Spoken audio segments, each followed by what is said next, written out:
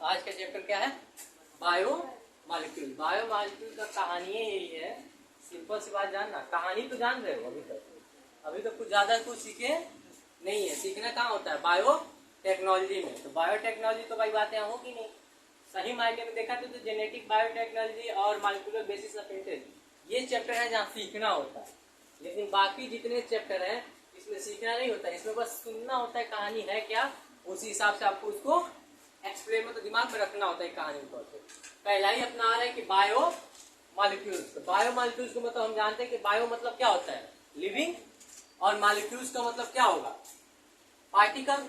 अब यही देखना है कि लिविंग ऑर्गेनिज्म जो होता है, लिविंग ऑर्गेनिज्म में पार्टिकल क्या पाए जाते हैं। अब पार्टिकल का मतलब ये हो गया उसमें ऑर्गेनिक कितने होंगे, इनऑर्गेनिक क्या होंगे, और भी मतलब अदर चीजें जितने भी कार्बोहाइड्रेट प्रोटीन ये भी चीजें हैं सब मतलब हमारे एक बायो मॉलिक्यूल मतलब एक लिविंग ऑर्गेनिज्म में क्या क्या चीजें पाई जाती है। अब कह रहा है देखो पहला आपका जो बायो मॉलिक्यूल्स है, बायो मॉलिक्यूल्स का पहला जो इंट्रोडक्शन दिया गया है ऊपर उसमें लिखा गया है कि जितने भी चाहे वो लिविंग हो चाहे नॉन लिविंग हो दोनों के दोनों सेम मॉलिक्यूल से बने हुए। तो वहां पे एक वर्ड बोला गया है, लेकिन ये चीज हमको तो मतलब पहली बात ये जानो कि हमें पढ़ना क्या है लिविंग के बारे में।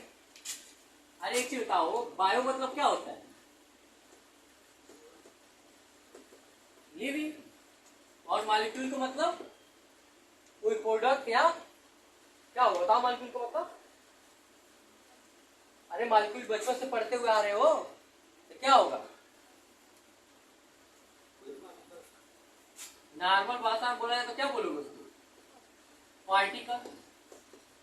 अब कह रहा है कि हमें पढ़ना क्या है? लिविंग ऑर्गेनिज्म के पार्टिकल के बारे में पढ़ना है कि एक लिविंग ऑर्गेनिज्म के अंदर कौन कौन से पार्टिकल प्रेजेंट होते हैं, मतलब ऑर्गेनिक कितने होते हैं और इन ऑर्गेनिक कितने होते हैं। अब सिंपल सी बात जानो कि पहला जो बायो मॉलिक्यूल्स को आपका देखेंगे उसमें पहला जो हेडिंग है या पहला जो इंट्रोडक्शन दिया गया है उसमें यही चीजें बोली गई हैं। लिविंग ऑर्गेनिज्म में आप किसी भी ऑर्गेनिज्म को उठा लीजिए, मतलब लिविंग ऑर्गेनिज्म में आप किसी भी ऑर्गेनिज्म को उठा लीजिए, चाहे हाथी, बैल, घोड़ा, आदमी, चाहे आप क्या बोलते हैं भालू या पिग या आप हॉर्स, मतलब कोई भी जानवर उठाइए, चाहे आप कोई प्लांट में उठा लीजिए, आम, अमरूद, जो भी, लीची, जो समझ में आता हो वो क्या होना चाहिए? बस लिविंग होना चाहिए। तो उसमें एक वर्ड बोला गया है कि जितने हैं, मतलब एक एनसीईआरटी में वर्ड बोला है उसमें जितने मतलब कहने का मतलब ऑल लिविंग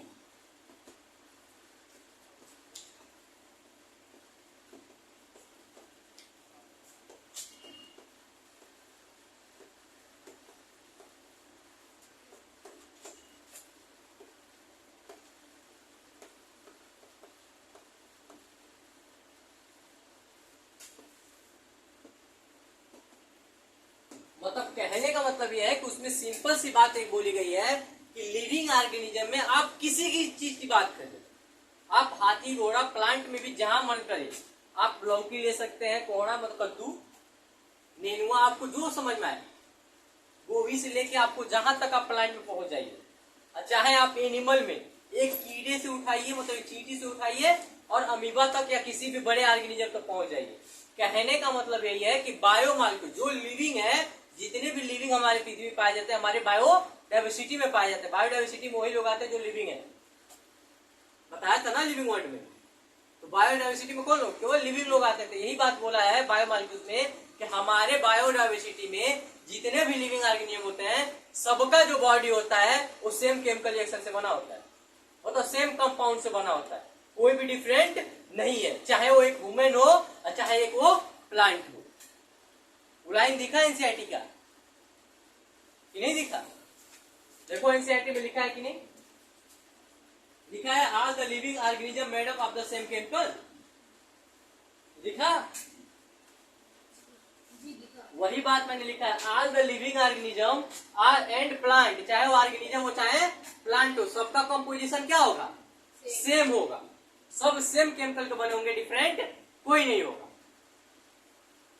अगर मैं कहना चाहूं तो अगर मान लो एक एग्जांपल लेता हूं मैन का और एक एग्जांपल लेता हूं कोई भी प्लांट ले लो। अगर मान लो और भी छोटे इंसेक्ट में आ जाओ, मान लो यहाँ पे अमीबा ले लेता हूँ। अगर मैं कहूं कि एक मैन है, मैन के अंदर हाइड्रोजन भी पाया जा रहा है, कार्बन भी पाया जा रहा है, ठीक है, ऑक्सीजन भी पाया जा रहा है, CO2 भी पाया जा रहा है और नाइट्रोजन भी पाया जा रहा है। मैं कहूं कि ये पार्टिकल मिला के एक आदमी का निर्माण हुआ है। तो अगर मैं पूछना चाहूं कि बताओ मैंगो और अमीबा का निर्माण कैसे हुआ हो, तो भी क्या बोलेंगे, ये भी हाइड्रोजन से, ये भी कार्बन और ऑक्सीजन CO2 इन सारे चीजों से मिक्सअप से ये भी बना होगा। अगर ये जब उससे बना हुआ है, एक मैंगो प्लांट होता है। अब अमीबा की बात, सिंगल सेलुलर की बात कर लो, अगर सिंगल सेलुलर में भी आओगे तो ये भी किस चीज का बना होगा। मतलब मैंने ये एग्जांपल दिया, एग्जांपल देने का मतलब यही था कि अगर मैंने कहा कि जिस कंपोजिशन का, जिस केमिकल का, जिस ऑर्गेनिक का इनऑर्गेनिक कंपाउंड से मिलके एक आदमी का शरीर बना है, उसी केमिकल कंपाउंड इनऑर्गेनिक या ऑर्गेनिक सब्सटेंस से मिलके एक प्लांट का भी आकार तैयार हुआ है और एक यूनिसेलुलर ऑर्गेनिज्म का भी आकार तैयार हुआ है। मतलब तीनों में आप कहीं भी, मतलब कोई भी लिविंग ऑर्गेनिज्म उठाइए, चाहे वो बैक्टीरिया ही क्या है ना हो, आप कोई भी लिविंग ऑर्गेनिज्म उठाएंगे तो सबका केमिकल कंपाउंड क्या होगा, सेम होगा, डिफरेंट नहीं होगा। अब ये मत सोचिएगा कि हम ह्यूमन है तो हम एनिमल से, मतलब कहने मतलब अदर एनिमल से अलग हमारा कंपोजिशन होगा, ऐसा कुछ नहीं है। जो कंपोजिशन उसका है वही कंपोजिशन आपका है। इतना समझ में आया। मतलब कहने का मतलब, बोला जाता है ना, एक कहानी बोला जाता है अपने गांव में कि हम तो, सबका तो शरीर मिट्टी का ही बना, एक दिन मिट्टी में मिल जाना है। मतलब कहानी का मतलब यही है, बोलने वाला ने बोला सही दायरे में था, लेकिन मतलब एक सही कंसेप्ट में बोला था, लेकिन अब सोचने समझने की क्षमता सही होनी चाहिए। उसका कहने का मतलब है कि सबका शरीर तो एक ही चीज का बना है, एक दिन मिट्टी में मिलेगा सब बराबर हो जाएगा। यहाँ भी बात वही बोल रहा है, सबका शरीर एक ही चीज का बना है, सब कंपोजिशन तो यही है ना से, मतलब एक ही चीज का सबका मिलके बना है। और जब इसको मिट्टी में डाला जाएगा तो क्या होगा, ये भी मिट्टी हो ही जाएगा। अब कहानी आता है, इतना समझ में आया ना कि टोटल मतलब पूरे जितने भी ऑर्गेनिज्म है, लिविंग ऑर्गेनिज्म, मतलब हमारी बायोडाइवर्सिटी में सबका शरीर का कंपोजिशन या बॉडी का कंपोजिशन सबका क्या है, सेम केमिकल रिएक्शन है, कोई भी डिफरेंट नहीं है। देख मतलब कोई भी डिफरेंट देखने के लिए नहीं मिलेगा। इतना समझ में आया। अब आप कहेंगे कि सर हम कैसे मान लें कि ये चीज आप जो बोले हैं सही है, ये भी तो दिमाग में आना चाहिए। अगर ये बात नहीं समझ में आएगा तो देखो एनसीईआरटी क्या बोलती है। अब इसमें कोई दिक्कत नहीं है ना कि all living organism and plant are the made up of same chemical, इसमें कोई दिक्कत नहीं है ना। एनसीईआरटी की लाइन दिख गई। अब अगला कहानी सुनो, कह रहा है कि अगला में देखो क्या बोला है, कहा है कि हमने, मानो कि जैसे आपके यहाँ एक कुटनी होगा, अपने यहाँ तो कुटनी ही बोला जाता है, कुटनी जानते हो ना, अरे जो आप गए होगे आयुर्वेद में जो दवा को पीसा जाता है उसको क्या बोलते हो, जो भी बोलते हो, अपने यहाँ क्या नॉर्मली कुटनी ही तो बोला जाता है, छोटी वाली जो आती है। Mixing tool.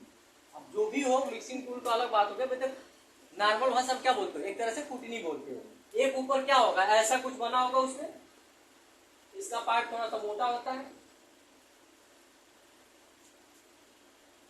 कुछ ऐसा ही तो होता है, और ये वाला होगा थोड़ा सा सर्कुलर फॉर्म होगा, तो आया मिलाने वाला। तो अब कह रहा है कि देखो आपको क्या लेना है, एक बाउल लेना है और एक उसको पीसने वाला लेना। कह रहा है कि जैसे कुटनी आपने देखा होगा, सबको घरों में होगा, अरे सबके घरों में होगा ना, आप लहसुन प्याज ये सब डाल कर कूटते रहते हो, कुछ ना कुछ तो करते ही रहते हो।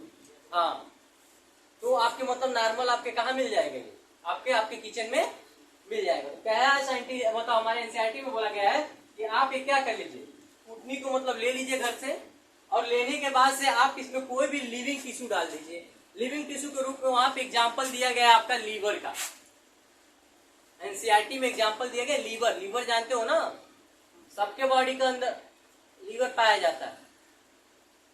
लीवर को आप जो लीवर चिल्लाते हो, अपने यहाँ नॉर्मली में क्या बोला जाता है, उसको कलेजी बोला जाता है, मालूम है।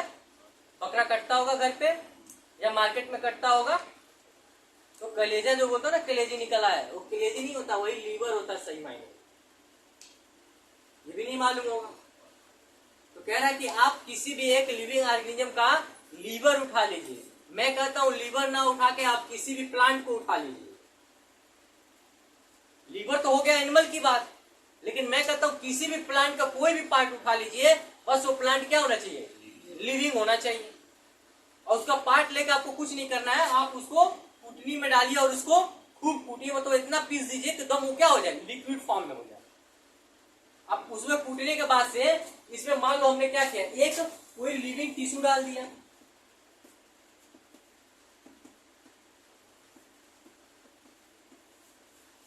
टिश्यू को क्या कर दिया, टिश्यू डाल दिया। अब इसको हमने क्या किया, कूटा और इसको मिक्स कर दिया।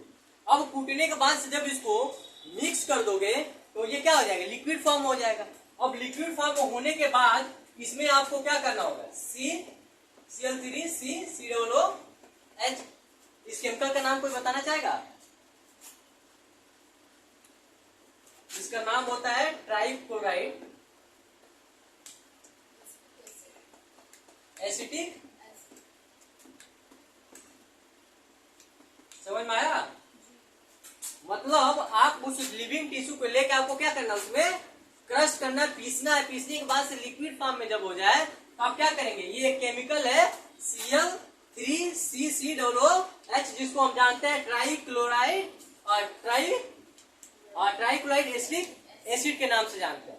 इस केमिकल को इसमें क्या करना है, मिक्स कर देना है। अब मिक्स करने के बाद से अब सिंपल सी बात जानो, इसको अभी रोकते हैं। आपके घर में चाय बनता हो, चाय बनता है, तो चाय में आप पहले क्या करते हो, चाय बनाने का तरीका मालूम है दिव्या? तो बताओ। और क्या करोगी? हाँ, और नहीं, अच्छा है तुम्हारा। मान लो तुम्हारे यहाँ कोई मेहमान पहुंचा है, उसको चाय पिलाना है, तो चाय पिलाने के परिप्रेक्ष्य में क्या काम करोगे, मतलब क्या करोगे? मतलब आपके यहाँ जो मेहमान, एक इंसान आया हुआ है, कोई गेस्ट आया हुआ है, उस गेस्ट को आपको चाय पिलाना है, तो आप कैसे उसको चाय पिलाओगे, पूरा प्रोसेस बताओ। पहले पानी पिलाएंगे, मीठा नहीं, वो सब चीजें मतलब तो चाय पिलाना है उसको, पानी पिलाने से क्या बात है? हाँ, तो कैसे बनाओगी? हाँ, क्या करूँगी, बर्तन लेकर गैस पे रखेंगे, उसमें पानी डालेंगे, फिर दूध डालेंगे, फिर गैस ऑन करेंगे। अच्छा, गैस बाद ऑन करोगी, सब डालने के बाद, ठीक। हाँ। अच्छा, अगला आप बताइए। आज ही पता चल जाएगा कितना चाय बनाते हो तुम, तुम्हारे यहाँ गेस्ट आएगा कितना पीता होगा। लड़कों को रुको यार, लड़कों को नहीं, पहले लड़की की बात चलेगी, बताओ। हाँ ठीक है, आप भी जिस तरीके से बनाती हो, क्या उसमें कुछ और डालती है क्या चाय? हाँ,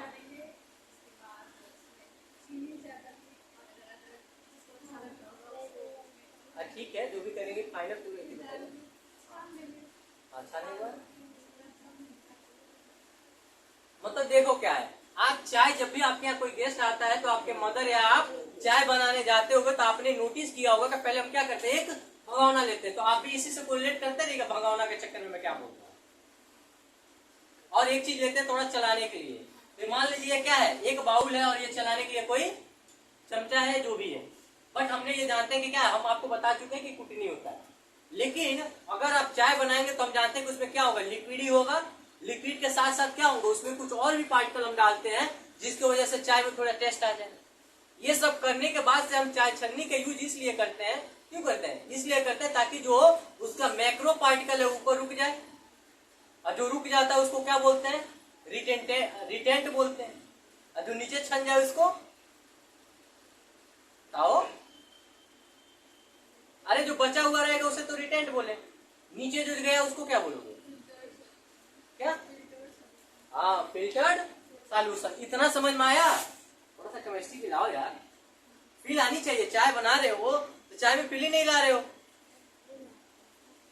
तो चाय पत्ती जब छान दी है तो ऊपर बचा कुछ, तो सेम कहानी यहाँ भी है। यहाँ भी समझो कि हमने एक कुटनी लिया है और उसमें एक लिविंग टिश्यू लिया है, चाहे वो प्लांट का हो चाहे एनिमल का हो।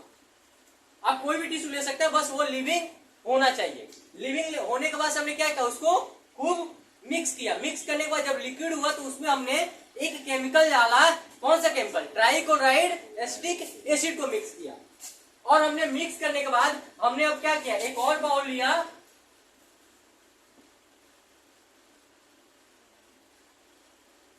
एक और बाउल लेने के साथ साथ हमने क्या किया, इसमें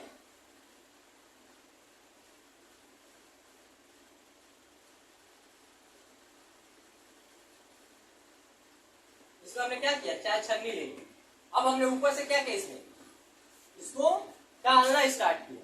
जब हमने इस लिविंग टिश्यू को, जिसको हमने क्रस्ट किया था, पीसा था, तो हमने इसको जब डाला, कौन सा, ये याद रखिएगा, नीट में यही क्वेश्चन पूछा गया अभी तक कि आप जब भी किसी लिविंग टिश्यू को क्रश करते हैं तो उसमें कौन सा केमिकल का यूज करते हैं, ट्राइक्लोराइड एसिटिक एसिड। इसका फार्मूला क्या होता है, तो Cl3CCOOH। यही अभी भी एक क्वेश्चन आया है। ये मजाक में थोड़ी कहानी सुना रहा हूँ, चाय बनवा रहा हूँ, ये सब कर रहा हूँ, इसके पीछे रीजन है। तो अब इसको क्या करोगे, अब जो लिक्विड फॉर्म में अपना तैयार कर लिया है, अब उस लिक्विड फॉर्म को क्या करोगे, उठा के आप चाय छानना स्टार्ट करोगे। अब छानने के बाद से कुछ पार्टिकल क्या करेंगे, इसमें क्या कर जाएंगे, रुक जाएंगे, और कुछ पार्टिकल जो होंगे हमारे छोटे वाले पार्टिकल कहाँ आ जाएंगे, नीचे आ जाएंगे। अब हमने जो चाय छन्नी का यूज किया है, यहाँ पे हमारे एनसीईआरटी ने बोला कि एक कपड़ा ले लीजिए, एक क्लॉथ ले लीजिए, चाहे वो कॉटन का ही काहे ना हो। मतलब हमने यहाँ पे क्या किया, चाय छन्नी का यूज किया, लेकिन हमारे एनसीईआरटी ने क्या बोला है, आप एक क्लॉथ ले लीजिए, वो चाहे कॉटन का हो। भाई कॉटन के भी क्लॉथ को आप इजिली फिल्टर कर सकते हो। तो ये क्या करता है, अब हमने इसको छाना तो ये क्या हुआ, फिल्टर होकर कुछ लिक्विड नीचे रह गया, लेकिन कुछ पार्टिकल क्या हो जाएंगे, ऊपर रह जाएंगे। अब जो इसमें बचे हुए पार्टिकल थे, जो छन के नीचे नहीं आए, तो जो बचा हुआ पार्ट था उसी को हमने क्या बोल दिया, रिटेंट बोल दिया। और नीचे जो आ गया इसको फिल्टर लिक्विड बोल दी। ठीक है, अब सिंपल सी बात जानो, ऊपर वाला बचा हुआ पार्ट, जो मतलब चाय छानते हो तो ऊपर चाय पत्ती, अदरक, ये सब चीजें बच जाती है ना, इलायची, तो जो बचा हुआ पार्ट था उसको हमने क्या बोल दिया, रिटेंट, मतलब बच गया। और जो नीचे छन गया उसको हमने क्या बोला, फिल्टर लिक्विड को बोल दिया। लेकिन कह रहा है कि ये जो बचा हुआ पार्ट था ये ठीक है, हम इसको क्या बोलेंगे, मैक्रो मॉलिक्यूल बोलेंगे, इसीलिए तो बच गया। मैक्रो मॉलिक्यूल का मतलब होता है बड़ा। अब देखो एक बात आता है मैक्रो और माइक्रो, दूसरा आता है माइक्रो। अब मैक्रो और माइक्रो में डिफरेंट यही होता है कि जब आप फिल्टर पेपर पर फिल्टर करोगे तो जितने भी आपके माइक्रो वाले होंगे वो फिल्टर हो जाएंगे, जितने भी मैक्रो होंगे ऊपर रिटेंट हो जाएंगे, बच जाएंगे। यही बात यहाँ भी कर रहा हूं। जो ऊपर बचा हुआ उसको क्या बोल रहे हैं, रिटेंट बोल रहे हैं, जो नीचे आया उसको फिल्टर लिक्विड बोलते हैं, मतलब वो फिल्टर हो गया, मतलब माइक्रो है। तो अब समझ में आया कि जो ऊपर वाला पार्ट इसमें जो बचा है, जिसको हम रिटेंट बोल रहे हैं, इसी रिटेंट को हम किससे जानते हैं, मैक्रो मॉलिक्यूल से। लेकिन जो नीचे पार्टिकल आ गया है उसको क्या बोलते हैं, इतना समझ में आया, कोई दिक्कत? अब दिक्कत आती है, अब देखो हम जानते हैं कि इतना तो समझ में आया मैक्रो माइक्रो, लेकिन अब यहाँ तक, मतलब यहाँ तक कोई दिक्कत नहीं है ना कि लिविंग टिश्यू को लेके क्या करना है नहीं करना है, यहाँ तो कोई दिक्कत, ये केमिकल याद रहेंगे। अब आपके एनसीईआरटी में एक टेबल दिया गया है क्या, अर्थ क्रस्ट में और हमारे ह्यूमन बॉडी में कितना केमिकल का कौन सा कॉम्पोजिशन होता है, इतना समझ में आया ना। बाकी आप इतना याद रखिए, जो ऊपर बच गया उसे मैक्रो, जो नीचे बच गया उसे माइक्रो। ये कहानी फिर छिड़ेगी अभी, क्योंकि मैक्रो और माइक्रो में यहाँ पे एक डिफरेंट आएगा, सब याद नीचे छन जाएंगे लेकिन ऊपर लिक्विड, मतलब लिक्विड रह जाता है। देखो क्वेश्चन सिंपल सा आता है कि नीचे माइक्रो में तो आते हैं, माइक्रो में कुछ पार्टिकल आते हैं, कुछ ऊपर। तो अब देखो पॉलीमर जितना होगा, पॉलीन्यूक्लियर मोनोमर जितने होंगे या पॉलीमर, तो मोनोमर क्या होंगे, सिंगल होंगे, नीचे आ जाएंगे।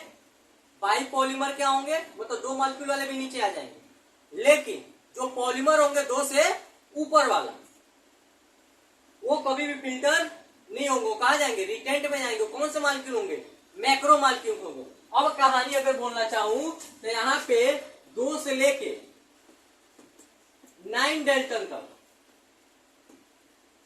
माइक्रो में जाएंगे, 900 तक किसमें जाएंगे, माइक्रो में जाएंगे। लेकिन अगर वही बात करूं 1000 से ऊपर डेल्टन तक, 1000 डेल्टन से ऊपर जितने आएंगे सब किसमें आएंगे, मैक्रो में आएंगे। अरे सिंपल सा याद रखो ना, यहाँ 2 से हम क्या लिए 900 तक गया ना, 2 से 800 मतलब 2 से लेके 800 तक भी जा सकते हो। लेकिन कहने का मतलब आपका मैक्रो कब स्टार्ट हो रहा है 1000 डेल्टन से ऊपर का। अगर मैं सिंपल सी बात बताऊं तो यहाँ पे क्या होगा, ऐसा सिंबल यूज होगा कि 1000 से ऊपर वाले जितने भी पार्टिकल होंगे वो कहा जाएंगे, मैक्रो में जाएंगे। और इसका बात करूं तो ये 900 से नीचे वाले जितने होंगे सब कहा आएंगे, माइक्रो में। लेकिन होने किसमें चाहिए, डेल्टन में। तो अब यहाँ पे जो बात आती है, तो यहाँ पे जो हमारा रिटेंट था सबका कितना होगा, 1000 डेल्टन से ऊपर होगा, तभी तो ये मैक्रो में जा रहे हैं। तभी तो हम इसको मैक्रो मालिक्यूल मतलब बड़ा वाला मालिक्यूल बोल रहे हैं। मैक्रो मतलब होता है बड़ा, माइक्रो मतलब होता है छोटा। तो हम बड़ा उसको बोलेंगे जो 1000 डेल्टन से ऊपर चला जाए। जिसकी भार 1000 डेल्टन से ऊपर होगा वो क्या होगा, मैक्रो में जाएगा। जिसका वजन भार अगर 2 से लेके या 900 मतलब 900 से अगर कम होगा वो मैक्रो में रहेगा, मतलब माइक्रो में रहेगा। कोई दिक्कत है यहाँ तक? माइक्रो मैक्रो समझ में आ रहा है ना, डेल्टन वोल्टन वाला चीज। अब इतना करने के बाद से देखो दिक्कत क्या होता है। यहाँ पे तो सब लोग आ जाते हैं, लेकिन दिक्कत एक चीज पड़ जाती है कि यहाँ पे जो हमारा लिपिड है, लिपिड को भी फिल्टर होकर नीचे आना चाहिए था, लेकिन लिपिड नीचे नहीं आता है। इसीलिए एक नीट में क्वेश्चन पूछा गया था कि बताओ कि कौन ऐसा मॉलिक्यूल है जो माइक्रो होते हुए भी रिटेन का पार्ट है। मैक्रो मतलब होता है बड़ा, माइक्रो मतलब होता है छोटा। मैंने बोला कि जो नीचे आएंगे वो होंगे माइक्रो, जो ऊपर बच गए होंगे मैक्रो। हमने बोला कि आप माइक्रो और मैक्रो में डिफरेंट कैसे पकड़ोगे, तो आपको पकड़ने के लिए मैंने यही बोला कि जो माइक्रो होगा 900 डेल्टन से कम होगा, और 1000 डेल्टन से अगर जो ऊपर होगा वो मैक्रो हो जाएगा। तो जो मैक्रो होता है वो बड़ा होता है, माइक्रो छोटा होता है। मैंने बोला कि यहाँ जो हमारा एक पार्टिकल आता है लिपिड, नाम सुना होगा बंदे का, बताया भी था मैंने लिपिड के बारे में। ग्लाइकोलिपिड बनाए थे, कौन बना रहा था, लिपिड का फॉर्मेशन कौन कर रहा था सेल में, आप बताओ।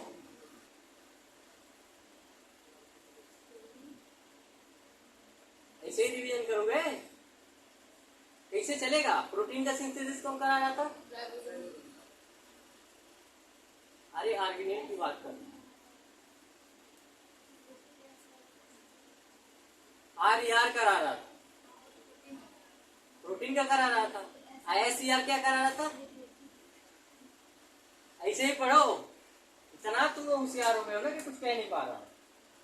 तो कह रहा है कि जो हमारा लिपिड होता है तो माइक्रोन्यूट्रिएंट, लेकिन वो माइक्रोन्यूट्रिएंट होते हुए भी फिल्टर पेपर से छान के नीचे नहीं आके वो रिटेंट में ही रुक जाता है, मैक्रो में ही रुक जाता है। इसके पीछे का रीजन क्या है कि क्यों ऐसा कर रहा है? ये क्वेश्चन नीट में पूछा गया था कि बताइए वो कौन सा ऐसा माइक्रो मॉलिक्यूल है जो हमेशा रिटेंट में रुक जाता है। आंसर क्या होगा? लिपिड। अब क्यों रुकता है इसकी भी कहानी समझा दे रहा हूं, इसको हटाऊं। प्रोटीन में जो देखो, प्रोटीन में जो अमीनो एसिड का चयन होता है, जो हम जानते हैं 21 अमीनो एसिड का एक प्रोटीन बनता है। तो हम जानते हैं जो मोनो होगा, मोनो अमीनो एसिड या बाई, मैंने सीधा बोला ना, मोनो पॉलीमर या बाई पॉलीमर, ये दो लोग हमेशा माइक्रो में आएंगे। बाकी पॉलीमर वाला जो आएगा, मतलब क्या बोलते हैं, पॉली, एक होता है मोनो, एक होता है बाई, एक होता है पॉली। तो कह रहे हैं कि जो मोनो और बाई वाले होंगे वो माइक्रो में जाएंगे, और जो पॉली वाला होगा मतलब 2 से अधिक मॉलिक्यूल वाला होगा। देखो मोनो का मतलब होता है एक, इतना समझ में आता है ना यार, शुरू से पढ़ाते हुए आ रहा हूं। मोनो एक होगा, बाई एक होगा, पॉली सुने होगे ना। मोनो मतलब होता है एक मॉलिक्यूल का कोई हो, तो छोटा ही तो होगा। और एक हो रहा है बाई, बाई मतलब 2 मॉलिक्यूल का बना हुआ हो। लेकिन पॉली मतलब होता है 2 से ऊपर का चैन हो। समझ में आ रहा है? तो कह रहा है कि ये दोनों जो आएंगे ये किस में आएंगे? माइक्रो में आएंगे। लेकिन ये किस में आएगा? मैक्रो में आएगा। समझ में आया? अभी खुलेगा, अभी और कहानी जब खुलेगी ना तब समझ में जाता है। अभी फिलहाल इतना समझ में आया ना कि जो 2 से लेके 800 या 900 डेल्टन के पास जाएगा वो क्या होगा? माइक्रो होगा। अगर 1000 से ऊपर जाता है तो मैक्रो मतलब मैक्रो पार्टिकल होगा। अब रिटेंट और फिल्टर सॉल्यूशन में कोई दिक्कत? इसमें हमें बताना है यही कि लिपिड क्यों रिटेंट में रुक जाता है जबकि माइक्रो मॉलिक्यूल है। समझ में आ रहा है क्या बोल रहा हूं? लिपिड हमारा माइक्रो मॉलिक्यूल है लेकिन क्यों रुक जाता है ऊपर, तो अब बताता हूं कहानी देखो।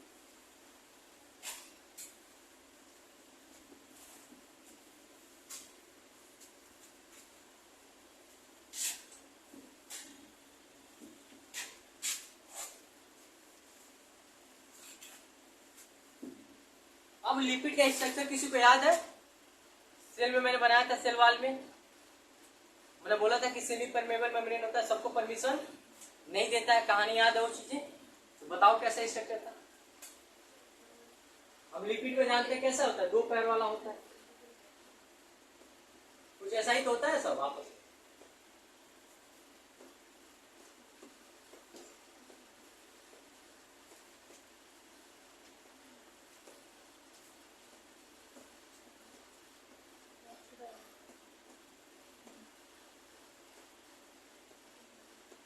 ये वाला फिगर किसी को याद है? साइटोप्लाज्म कहाँ पाया जाता है? ये साइटोप्लाज्म में ही पाया जाता है। क्या है ये, किसमें पाया जाता है? सेल मेम्ब्रेन में। किसका बना होता है? बाइफॉस्फेट लेयर का बना होता है। भूल गए सब? ऐसे ही पढ़ो, रिवीजन ना करके आओगे ना ऐसे ही घूमेगा। अब ये क्या है, हम जानते हैं कि लिपिड में हम इतना देखें कि जो हेड पार्ट होता है वो आउटर सरफेस होता है, लेकिन जो इसका टेल पार्ट होता है वो इनर सरफेस होता है। तो ये देखो, ये भी हेड कहाँ है? आउटर पे होता है, ये भी आउटर पे ही होता है, लेकिन जो ये पीछे वाला जो बीच वाला इसको हम टेल बोलते हैं। ये टेल क्या होता है? इनर पार्ट में होता है। अब हम जानते हैं कि आपको मैंने बताया था ना कि ये कैसा, इसका नेचर कैसा होता है? हाइड्रोफोबिक होता है कि हाइड्रोएक्टिव होता है? बताओ। सब कहानी बता रहा हूं तब समझ में आ रहा है। हाइड्रोफोबिक टेल होता है ना इसका। हाइड्रोफोबिक टेल का मतलब मैंने क्या बताया था? क्या मतलब वाटर हेटर होगा, ये तो नहीं बात याद हो, ऐसे ही पढ़ो। सब पढ़ाने के बाद भी बस तुम लोग को मस्ती वाली बातें याद रहती हैं, विदाउट मस्ती वाली बातें भूल जाते हैं। अब जानते हैं कि आउटर साइड पे क्या होता है? हेड होता है, इनर साइड पे टेल होता है। ये बना किसका होता है? बाइफॉस्फेट लेयर का बना होता है। 2 लेयर से बना होता है ना, मतलब एक नीचे एक और ऊपर। जुड़ा किससे होता है? तो मतलब फास्फेट लेयर से जुड़ा होता है। कहानी यही थी। अब बताओ, हम जानते हैं कि ये जो टेल होता है वो क्या करता है? वाटर को हेड करता है। मतलब कहता है कि हम वाटर में मिलेंगे नहीं। जैसे सिंपल सी बात बोलूं, अगर आप पानी में ऑयल मिलाना चाहोगे तो क्या घुल जाएगा? देखते हो ना, छोटे छोटे वाटर के डबलेट बन जाते हैं। जब आप ऑयल को डालना वाटर में, देखोगे छोटे छोटे वाटर के डबलेट बन जाएंगे तो बूंदे टाइप के दिखने लगेगा। ये भी सेम वही है, ये भी क्या है? ऑयल ही टाइप का फैटी है। ये क्या करता है? हम जानते हैं कि जो पीस रहे थे उसमें वाटर का भी क्वांटिटी है, तो हमेशा क्या करेगा? वाटर से हीट करेगा, भागेगा। ये वाटर में मिलना नहीं चाहेगा। इसीलिए जब हम फिल्टर करते हैं, आप भी जानते हैं कि जब हम पानी में ऑयल मिला दे या घी या कोई भी वनस्पति घी को मिला दे, मतलब डंडा को मिला दे और पानी में घुला दे, आप फिल्टर करेंगे तो सब जो छन्नी होगा, छन्नी के ऊपर ही वो क्या करेगा? अपना एक परत बना लेगा, लेकिन नीचे जाना नहीं चाहेगा। सेम पॉइंट यहाँ भी है कि जब ये रिटेंट पाइट हमारे छन्नी पे बच रहा था, ये छन्नी जो थी, छन्नी के ऊपर जो बचा हुआ था पार्टिकल, ये क्या करता है? उसी में अपना एक लेयर क्रिएट करता है। ये लेयर कैसे करेगा? अब ये अपने आप को एक सर्कुलर फॉर्म में अरेंज कर लेता है।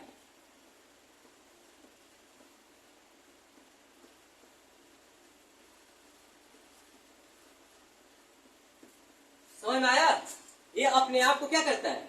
एक सर्कुलर फॉर्म। जैसे आपने पानी में, मैंने बोला ना पानी में आप ऑयल डालते हो तो ड्रॉपलेट बना लेता है। तो ड्रॉपलेट क्यों बनता है? क्योंकि वो सर्कुलर फॉर्म में अपने आप को अरेंज करता है ना। तो सेम लिपिड भी क्या है? फैटी। हम जानते हैं कि इसका टेल कैसा है? हाइड्रोफोबिक है, जो वाटर से दूर भागता है। तो हम जानते हैं कि जो हमारे नीचे बाउल में जो फिल्टर लिक्विड था, जो पानी इसमें क्या था? ज्यादातर मतलब 90% तक क्या था? वाटर था। तो ये इसमें जाना चाहेगा? नहीं जाना चाहेगा। तो ये क्या करेगा? जो ऊपर रिटेन पार्ट होगा उसी के साथ, उसी में क्या कर जाएगा? ये अपना एक अलग सा ऐसा लेयर बना लेगा, सर्कुलर फॉर्म में अरेंज हो जाएगा। और अरेंज होने के बाद ये क्या करेगा? छोटे छोटे ड्रॉपलेट बना लेगा। अरे पानी में डालते हो ना ऑयल, कभी देखा है कि नहीं देखे आज तक जिंदगी में? तो आवाज काहे नहीं निकल रहा है? बोलो, समझ में नहीं आ रहा है? नहीं आ रहा ना? घर पे जाना और टंकी का पानी खोलना ऊपर से और ऑयल गिराना स्टार्ट करना, देखना उस पर क्या हो रहा है। इतना तो आता ही होगा, नहीं आता तो आपसे बड़ा गधा भी कोई नहीं है। वो तो घर की चीजें नहीं कर पाए हो, ये तो नॉर्मल बात है। आप भी जानते हो कि जब हम कोई चीज ऐसा पानी में अगर पड़ जाता है तो आप पानी पीते नहीं हो, ये सबके साथ होता हो। आप चाहे ऑयली चीज कोई खा लो, उसी हाथ से टच कर दो गिलास को, तो उसमें भी जो पानी रखते हो तो ऊपर एक वाटर का लेयर बन जाती है, ऑयल का लेयर बन जाता है। ये सब तुम्हारे लाइफ में हुआ है, फिर भी तुम अपने दिमाग को नहीं वहां पे ले जा पा रहे हो। अरे कहीं दावत खाने गए हो, किसी फंक्शन में गए हो, तुम्हारे घर कभी बना है कि नहीं कि ऑयल पड़ता ही नहीं है, पानी डाल के ही बना लेते हो? पड़ता है कि नहीं पड़ता है? मुस्लिमों की तो बात ही नहीं है, उनके यहाँ पड़ता भी है और खाते भी है तगड़ा वाला। खाते हो ना? कुर्बानी में तो आप लोग भूल जाते हो कि कैसे खाना है। खाती हो? आवाज निकालो। अच्छा नहीं खाती हो? चिकन मटन नहीं खाती हो? खाते हो? ऑयल चिपकता है हाथ में, समझ रहे हो? फिर जब गिलास को टच करते हो तो आपने इतना नोटिस किया होगा ना कि पानी के अंदर चला जाता है, फिर वो पानी के ऊपर ऑयल डबल देखने लगते हैं, फिर भी आप उससे पानी को पी जाते हो। लेकिन नॉर्मल ऐसे लाके आपको पानी दिया जाए उसमें ऑयल की डबल दिखे तो पानी नहीं पीना पसंद करोगे। बट मेरा उसका रीजन, मेरे कहने का मतलब वो नहीं है कि आप क्या करते हो। मेरे कहने का मतलब ये है कि जो पानी के ऊपर डबलेट बनता है, एक चीज बताओ, नॉर्मल ऑयल हम देखते हैं तो एक बॉटल में होता है या तो ऐसे नॉर्मल होता है, तब तो हमें ऑयल के डबलेट नहीं दिखते। लेकिन हम पानी में ही डालते हैं तो ऑयल का डबलेट क्यों दिखता है? क्योंकि वो हाइड्रोफोबिक तेल होता है। और हाइड्रो क्या बताओगी इसका हेड क्या होगा? फिर हाइड्रोफिलिक होता है, क्योंकि जिसका इसका हेड होगा वो वाटर लवर होगा और इसका टेल जो होगा वाटर हेटर होगा। केमिस्ट्री में आपने पढ़ा होगा क्लीनिंग प्रॉपर्टी में, डिटर्जेंट में या सोप में। अगर 9-10 नहीं पढ़ के आओ तो दोबारा जाओ पढ़ के आना। इलेक्ट्रॉन जो अट्रैक्ट कर लेता है। हाँ वही चीज है। तो इसमें हेड क्या है? वाटर लेवल होता है ना, तो इसीलिए क्या करता है, ये पानी में जाना चाहता है लेकिन तेल जाने ही नहीं देता है। अब दिक्कत इसलिए हो जाती है कि अब तेल अंदर हो जाता है। अब अंदर क्या करता है, ये अपने आप को अरेंज करना स्टार्ट करते हैं, भैया हमारे ऊपर पानी नहीं पड़ना चाहिए। जैसे लड़कियां होती है ना, जब बारिश होता है कीचड़ होता है, अरे पानी में पैर पड़ गया यार, गंदा हो गया, ये हो गया। लड़कों की बात ही अलग, वो कैसे चलेंगे? चाहे पानी हम भी पढ़ते थे तो इतना इतना पानी लगता था जब बारिश होता था। यही गोरखपुर की बात कर रहा हूँ, MJ स्कूल, उसी पूरा गली में इतना पानी लगता था, पूरा नाले का पानी ऊपर ऊपर, मतलब इतना कचरा, फिर भी हम उसी में पैर ऐसे करके जाते थे। लड़कियां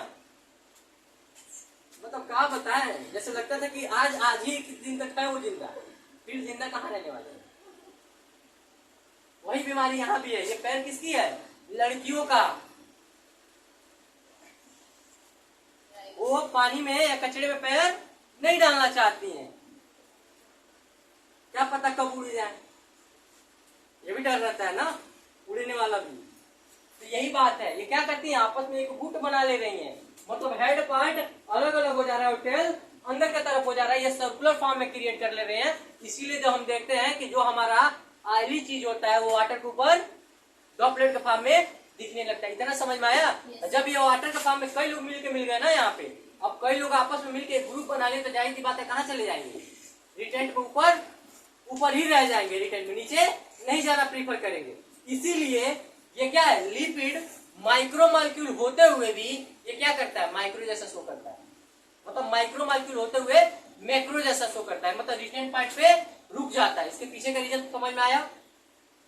कोई दिक्कत है यहाँ तक? कोई दिक्कत है ना? नहीं, अगर दिक्कत हो तो पूछना।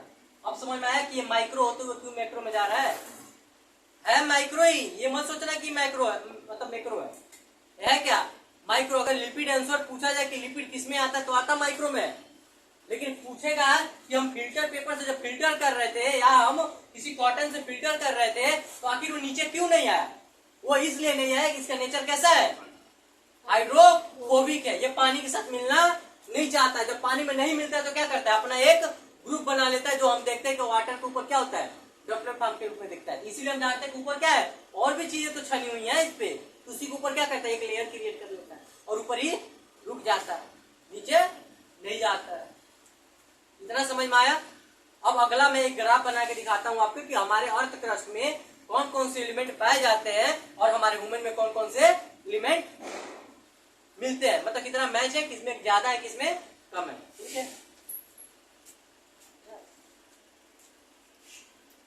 देखो कह रहा है कि अब देखो एक टेबल दिया गया आपके एनसीईआरटी में, एनसीईआरटी में एक टेबल दिया गया है 9.1 टेबल नंबर है, उसमें दिया गया है कि अर्थ क्रस्ट की बात की गई है और ह्यूमन बॉडी की बात की गई। मतलब कह रहा है कि एक अर्थ क्रस्ट होता है, मतलब जब वोल्केनो निकलता है या कोई भी चीजें अर्थ क्रस्ट पे ही निकलती है, जब अर्थ क्रस्ट करने पे जो जो कंपाउंड निकलते हैं, कंपाउंड कौन कौन, hydrogen, carbon, oxygen, nitrogen, sulphur और सोडियम, कैल्शियम और मैग्नीशियम और सिलिकॉन। कह रहा है कि ये चीजें हमारे अर्थ क्रस्ट से निकलती है, बाहर आती है। कह रहा है ये चीजें हमारे अर्थ क्रस्ट से बाहर आती है, तो हमें यही देखना है कि हमारे अर्थ में कितना पाई जाती है, हमारे ह्यूमन बॉडी में कितनी है, लिविंग ऑर्गेनिज्म में कितना पाया जाता है। तो अब यहाँ पे दो का डाटा दिया है, अर्थ क्रस्ट की बात किया गया और ह्यूमन बॉडी की बात की गई है। तो कह रहा है कि अब देखो क्वेश्चन अभी तक इतने से तो नहीं पूछेगा, क्वेश्चन आपको 2-3 ही जगह से पूछेगा। पहले ये पूछेगा कि बताओ कि अर्थ क्रस्ट में और ह्यूमन बॉडी में अर्थ क्रस्ट से ज्यादा कौन सा कंपाउंड पाया जाता है। तो आप देखो यहाँ पे 65 दिया गया है, यहाँ पे 46 दिया गया, मतलब ह्यूमन बॉडी में सबसे ज्यादा क्या पाया जाता है, ऑक्सीजन पाया जाता है। फिर कह रहा है कि ऑक्सीजन तो सबसे ज्यादा होता है, तो दूसरे नंबर पे कौन आएगा जो सबसे ज्यादा ह्यूमन बॉडी में पाया जाता है। तो यहाँ पे देखो हमारे अर्थ क्रस्ट से कार्बन कितना मिलता है, 0.03 पे मिलता है, लेकिन यहाँ पे 18.5 पे मिलता है। मतलब कहने का मतलब है कि ये पहले पे सबसे ज्यादा आएगा तो ये दूसरे पे। अब बात आती है आपके हाइड्रोजन की। हाइड्रोजन हमारे बॉडी में क्या होता है, कम होता है कि ज्यादा होता है, बताओ। ज्यादा होता है, 10 आता है ना, कई लोग तो केवल से कम होता है, सही बोले ना। ये मालूम है ना कि 10 जितना लगता जा रहा है उतना ये कम होता जा रहा है, जितना आगे है उतना ज्यादा है।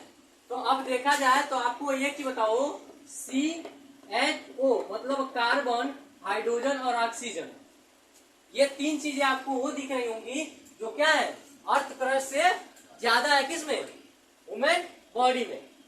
दिख रहा है, ये क्वेश्चन नीट पे पूछा जा चुका है। अब देखो क्या कह रहा है, नाइट्रोजन यहाँ पे बहुत लिटिल फॉर्म होता है, लेकिन यहाँ पे 3.3 होता है। यहाँ पे बोला सल्फर यहाँ 0.03 होता है, तो यहाँ पे 0.3 में होता है। सोडियम Na में होता है 2.8 और अर्थ क्रस्ट में पाया जाता है, तो यहाँ पे 0.2 को तो कम पाया जाता है। अब यहाँ से सब देखो कम होंगे, ये सब ज्यादा होंगे। यहाँ पे बस यही क्वेश्चन पूछा गया है, कार्बन और हाइड्रोजन और ऑक्सीजन, इन तीनों में सबसे ज्यादा ह्यूमन बॉडी में क्या पाया जाता है, तो ऑक्सीजन पाया जाता है। दूसरे पे क्या आता है, कार्बन आता है। तीसरे पे क्या आता है, हाइड्रोजन आता है। इतना समझ में आया। अब देखो क्या बोल रहा है, कह रहा है कि इसमें कुछ ऑर्गेनिक होंगे, कुछ इनऑर्गेनिक सब्सटेंस होंगे। अब कह रहा है कि अगर मैं आपसे बोलूं, इसमें कोई डाउट नहीं है ना भैया, डाटा रटना, इसमें कोई डाउट होना भी नहीं चाहिए। क्या ज्यादा है और यही पूछेगा। कार्बन आता है आपका सेकेंड नंबर पे, फर्स्ट नंबर पे ये आता है, थर्ड नंबर पे हाइड्रोजन आता है ज्यादा में। समझ में आया। और क्रस्ट की बातें, अर्थ क्रस्ट जब भी आपको कंप्रोमाइज कराएगा तो ये दिखाएगा, पहले हाइड्रोजन में बता दो, कार्बन बता दो और ऑक्सीजन में बता दो, बाकी चीजों की ज्यादा बात अभी तक नहीं किया है ना, करेगा हमारे हिसाब से। अब देखो क्या बोल रहा है, कह रहा है कि अगर आपको हम एक लिविंग टिश्यू दे दें, अगर हम आपको एक लिविंग ऑर्गेनिज्म दे दें और कहे कि हमें बताओ कि इसके बॉडी से इनऑर्गेनिक सब्सटेंस निकाल के दे दो हमें। मान लो हम आपको एक लिविंग प्लांट का ही दे दें, लिविंग प्लांट देकर और बोले कि आप हमें कम से कम इसमें से केवल हमें ऑर्गेनिक वाला सब्सटेंस दे दीजिए, ऑर्गेनिक या इनऑर्गेनिक का सब्सटेंस दे दीजिए। मैं सिंपल बोलूं कि अगर मैं एक लिविंग ऑर्गेनिज्म की बॉडी दे रहा हूं आपको, अब मैं बोलूं कि आप इसमें से हमें इनऑर्गेनिक सब्सटेंस निकाल के दे दो, अब बाकी सब हटा दो, तो कैसे करो, कोई आइडिया है बताओ। यहां कुछ ही नहीं है, इसमें से कहां से निकाल के दोगे, पहले मेथड तो बताओ कि इनऑर्गेनिक सब्सटेंस निकालोगे कैसे लिविंग ऑर्गेनिज्म से, बताओ। आपने क्या पूछा है? मैंने ये पूछा कि मैं आपको एक लिविंग ऑर्गेनिज्म की बॉडी दे दूं, और कहूं कि इस लिविंग ऑर्गेनिज्म के बॉडी से हमें इनऑर्गेनिक सब्सटेंस चाहिए, तो आप बताओ क्या करोगे ऐसा उस लिविंग ऑर्गेनिज्म से वो इनऑर्गेनिक सब्सटेंस आपको केवल मिल जाए, बाकी सब खत्म हो जाए।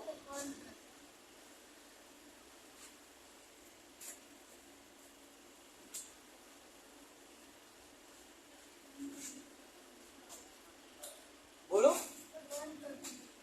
आप बर्न करोगे तो कैसे पता चलेगा कौन इनऑर्गेनिक है कौन ऑर्गेनिक है, ये बताओ। देखो कह रहा है कि अगर हम मान लो प्लांट ही ले लेते हैं, ठीक, अगर हम एक प्लांट को बर्न कर दे मतलब जला दे, अब इसको जलाओगे तो कुछ राख बचेगी, राख का मीनिंग होता है एस, एस मतलब होता है राख। तो कह रहा है कि किसी भी लिविंग ऑर्गेनिज्म से अगर इनऑर्गेनिक सब्सटेंस आपको पाना है, आप क्या करेंगे, उस ऑर्गेनिज्म को जला दो, और जब जलाओगे तो जो ऑर्गेनिक होगा जल के निकल लेगा, एटमॉस्फेयर में मिक्स हो जाएगा, जो इनऑर्गेनिक होगा वो रॉक के फॉर्म में बच जाएगा। तो एस मतलब क्या होता है, राख होता है।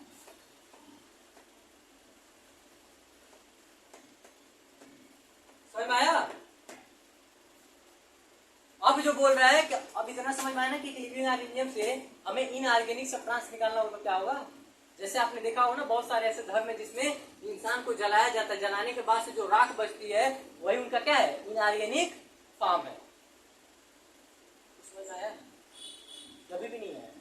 इनऑर्गेनिक का एग्जाम्पल देना चाहूं तो आपने सल्फर देखा होगा, और कोई बताना चाहेगा इनऑर्गेनिक का एग्जाम्पल? पीआई टेबल पढ़े हो ना, बताओ। सल्फर और फास्फोरस, ये दो चीजें क्या है, इनऑर्गेनिक थे, जो अर्थ क्रस्ट से मिल रहे थे। अब बाकी जितने भी होंगे कार्बन कंपाउंड जितने होंगे क्या होंगे, सब ऑर्गेनिक होंगे। अरे कार्बन कंपाउंड पढ़े हो ना, बेंजीन से लेके ये सब चीजें, इथेनॉल फिनॉल जितना सब क्या है, ऑर्गेनिक है। एक बात आपने सुनी होगी कि जो ऑर्गेनिक हम उसे बोलेंगे जो डिजॉल्व हो जाए, जो खत्म हो जाए, कुछ बचे ना, मिट्टी में मिल जाए। एक चीज बताओ, जब जलाते हैं तो हर चीज तो मिट्टी में मिल जाती है, बच क्या जाता है, रॉक ऐसी तो बचता है। जो उसको गैस में जाना होता है गैस निकाल लेता है, जिसको जमीन में मिक्स होना जमीन मिक्स हो जाती है, बचता क्या है, रॉक। तो जो रॉक बचता है किसी भी लिविंग ऑर्गेनिज्म को जलाने पे, उसी को हम क्या बोलते हैं, इनऑर्गेनिक।